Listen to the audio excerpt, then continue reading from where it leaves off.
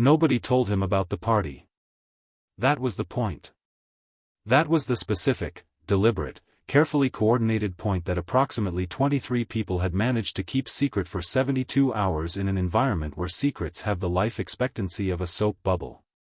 A professional baseball clubhouse is not a place that holds information quietly.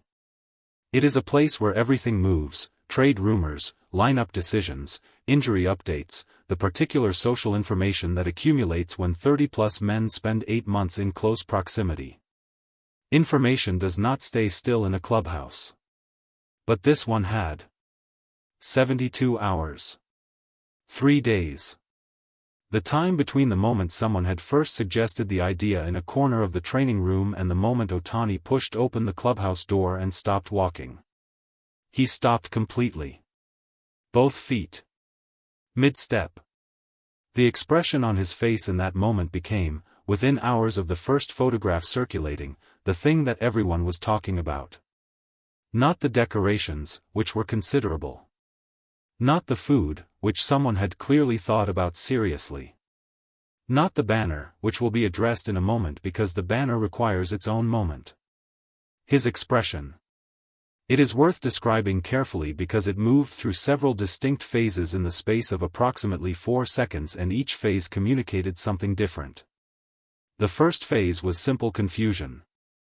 The pure, unperformed confusion of someone whose brain is receiving information that does not match any expectation it had prepared for.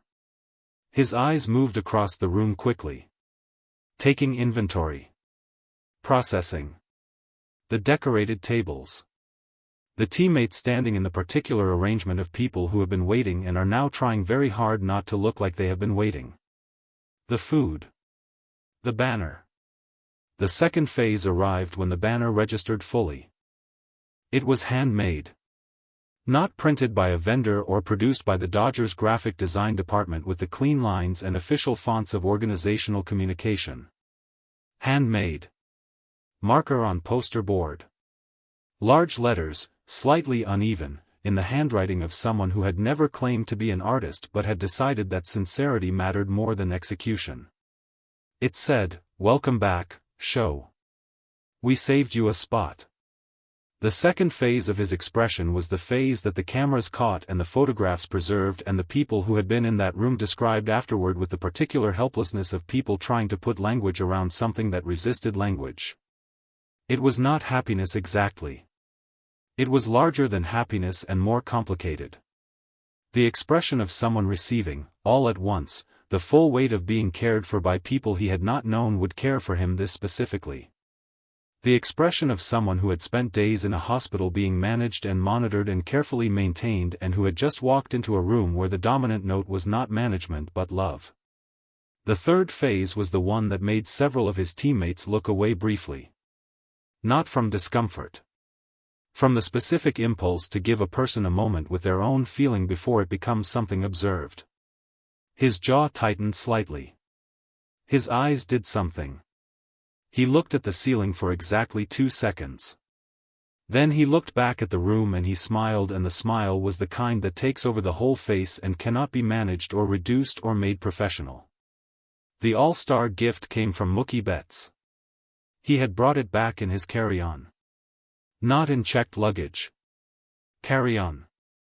The decision of someone who had decided that this particular object was not going to be left to the mercy of an airline baggage system. He had carried it through the airport and onto the plane and into the overhead compartment above his seat and through the arrival terminal and into his car and across Los Angeles and into the stadium and into the clubhouse, and had placed it on the table that had been designated, in the planning of the party, as the gift table. It was an all-star game commemorative item. Official. The kind produced in limited quantities and distributed to players who participated. The kind that Ohtani, by the specific circumstances of his hospitalization and the medical team's instructions and the decision that everyone had agreed was right but that had cost something nonetheless, did not have. Betts handed it to him personally. No speech. No preamble.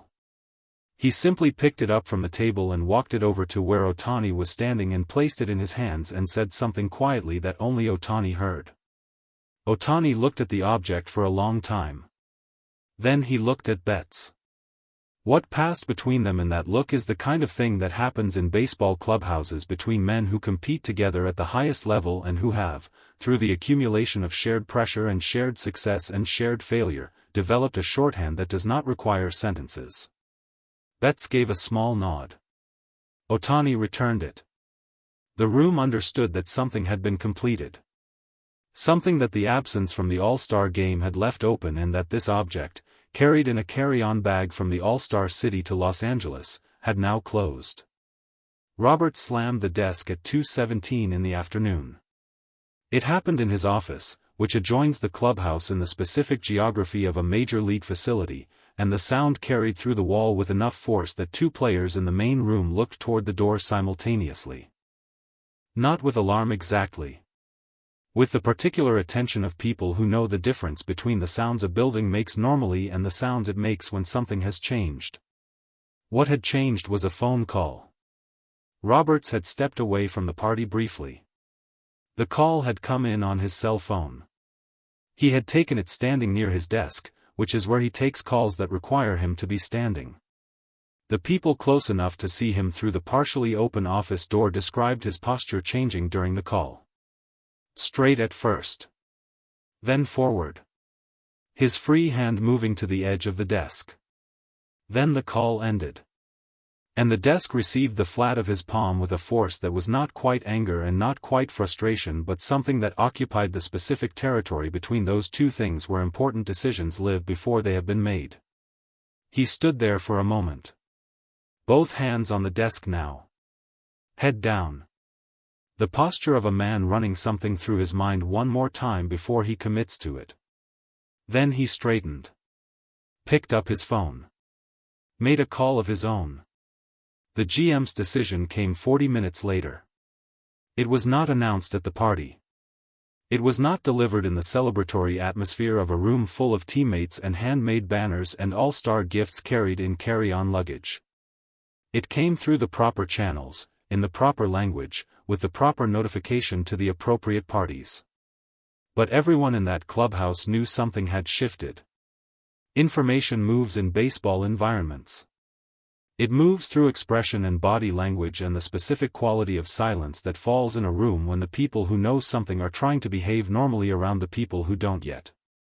The decision concerned Ohtani's return timeline. Not an extension of it. That was the first thing that needed to be understood when the information began moving. The 1-month projection had been the conservative public position, constructed with the deliberate caution of an organization that had learned, through the 15-page medical record and Dr. ElAttrash's unambiguous instruction, that optimism was a liability in this particular situation. The GM's decision adjusted the internal target. Not the public one. The internal one. The number that the coaching staff and the medical staff and the front office work from when they are planning honestly rather than communicating carefully. He had moved it forward by 8 days. 8 days is not a dramatic revision. In the mathematics of a baseball season it is barely a rounding error. But in the specific mathematics of Ohtani's return to pitching, in the context of what the knee device and the 15-page document and the heavy bandaging had communicated about the complexity of what needed to heal, 8 days was significant. It meant the medical staff had seen something in the most recent assessment that the public timeline had not yet reflected.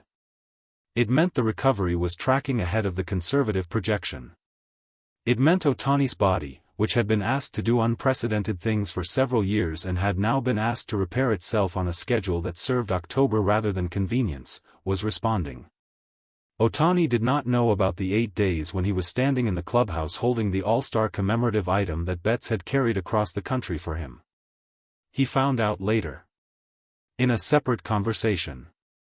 In the measured, direct way that the Dodgers organization communicates with him about his own situation, not buffered through layers of representation but clearly and specifically and with enough detail that he can make his own meaning from it. When he was told, his response was not what the people who have followed him from a distance might have predicted. He did not express relief.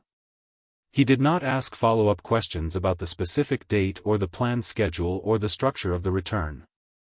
He asked one question only, and the question was not about himself. He asked whether the team needed him sooner. The person delivering the information paused before answering. It was a short pause. The pause of someone encountering, for perhaps the 100th time in their professional relationship with this particular athlete, something that did not fit the categories they had prepared for. They told him the team needed him healthy. He nodded.